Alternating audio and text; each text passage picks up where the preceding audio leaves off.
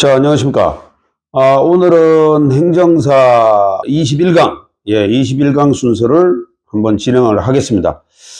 자, 최근에 행정사 분들이 창업을 많이 하고 계십니다. 많이 하고 계시는데, 지금 그 논란이 좀 되고 있다기보다는, 출신이 좀 다르죠. 그래서 물론 다른 자격사 분들도, 법조인들도, 로스쿨 출신도 있고, 그죠?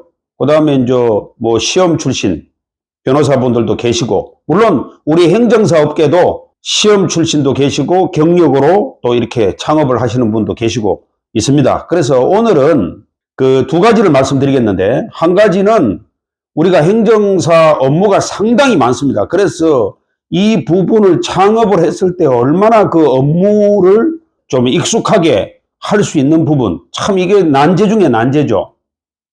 왜 그러냐면 행정사 업무가 상당히 넓다 보니까 창업을 하셔가지고 막상 의뢰가 들어왔을 때 안개 속을 헤매는 그런 경우가 비일비재하죠. 그러다 보니까 의뢰를 해도 수임이 안 되고 이런 경우가 많습니다. 그래서 제가 이 말씀을 드리는 이유는 어떤 특정 출신 이런 분들의 어떤 비하하는 그런 게 아니고 서로 좀 협업을 하면서 이 업계에서 좀 살아남을 수 있는 방법, 좋은 방안, 이런 것들을 말씀드리려고 하는 겁니다. 그래서 제 말씀에 오해는 하지 마시고, 저의 주관적인 생각입니다만은 공감을 하신다면 또 서로 도움이 될 수 있겠다 싶어서 이 말씀을 드리는 겁니다.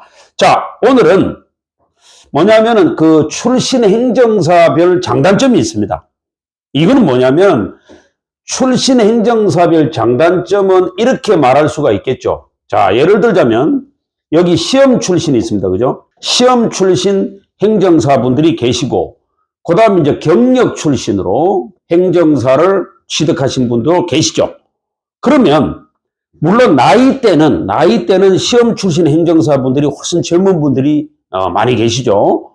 그런데 이제 장단점을 우리가 요거는 실력 측면이 아니고 실력을 말씀드리는 게 아니고 경험적인 측면 이런 것들 다 이제 포괄적으로 말씀을 드리는 겁니다.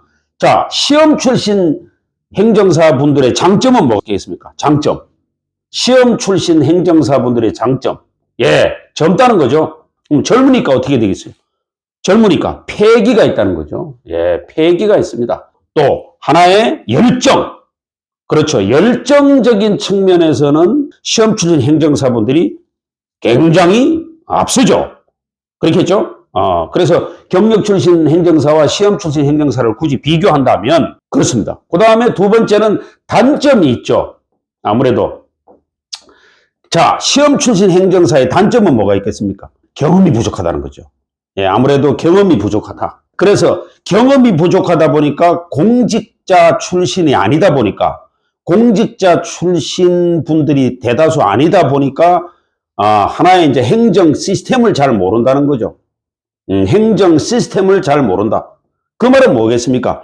예를 들어서 행정 심판을 하는데 이게 어떤 행정 처분이 어디까지 결재가 됐느냐.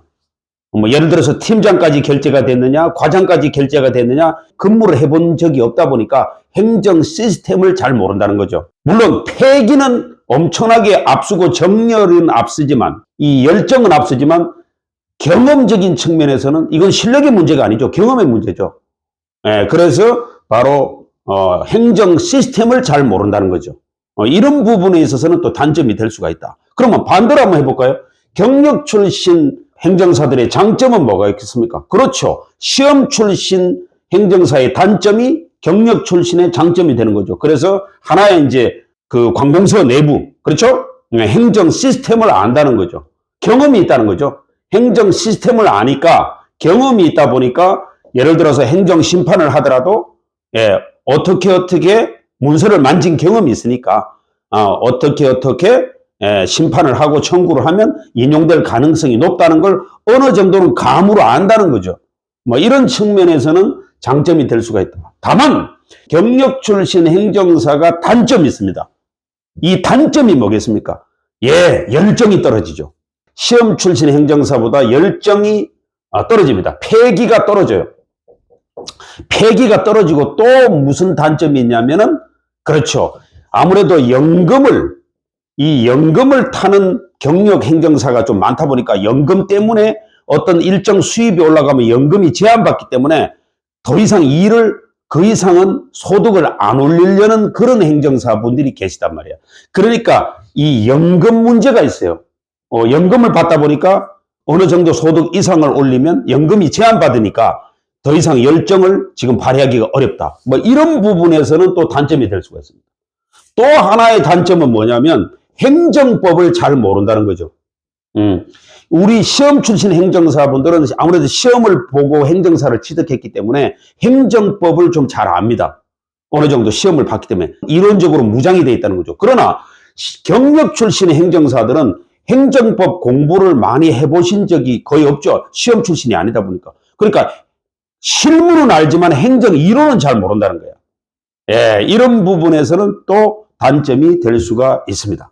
그래서 오늘 장단점 비교를 했는데 서로 이렇게 보완만 서로 해준다면 상승 효과가 있지 않나. 이런 측면에서 오늘 21강 순서를 마련한 거고, 자, 두 번째는 그러면 행정사끼리 협업을 어떻게 해야 되냐. 그래서 우리가 시험 출신이든, 자, 그 다음에 경력 출신이든 우리가 이렇게, 같은 기수가 있잖아요. 뭐 같은 기수가 아니더라도 그러면 이렇게 모여서 뭐 3명이면 3명, 4명이면 4명, 5명이면 5명 이렇게 협업을 하면서 서로 보완을 해준다면 얼마나 좋겠습니까? 예를 들자면 시험 출신 행정사 분들은 어떤 사건을 수임했을 때 경력적인 측면, 즉 실무를 잘 모를 때는 실무 출신 행정사한테 또 하나 여쭤보고, 경력 출신 행정사 분들은 또 행정법 관계, 이론적인 관계, 또 이런 것도 자문을 구할 일이 있으면 또 시험 출신 행정사분들한테 또 자문도 구하고, 이렇게 해서 어떤 사건 수임이 들어왔을 때, 이건 내가 잘 못하겠다. 이렇게 딱 거절하지 말고, 내가 잘 모르는 분야다. 해서, 잘 못하겠다. 이렇게 거절하지 마시고 일단 수임을 하란 말입니다. 수임을 해서 우리가 몇 명이 서로 뭉쳐서 협업을 하다 보면 서로 물어서 이렇게 보완을 하면은 충분히 배우면서 성과 있게, 배우면서 성취하면서 바로 수익을 올릴 수도 있지 않느냐. 이런 측면에서는 아주 이렇게 협업을 하면 좋은 장점이 될 수가 있다. 그래서 앞으로 서로 장단점을 보완해 주면서 이 업계에서 활동을 하다 보면 서로 보완도 되고 공부도 되고 서로 또 수익도 창출할 수 있는 그런 좋은 상승 효과가 있지 않느냐. 이런 측면에서 오늘 이렇게 21강 순서를 이런 제목을 가지고 말씀을 드렸습니다.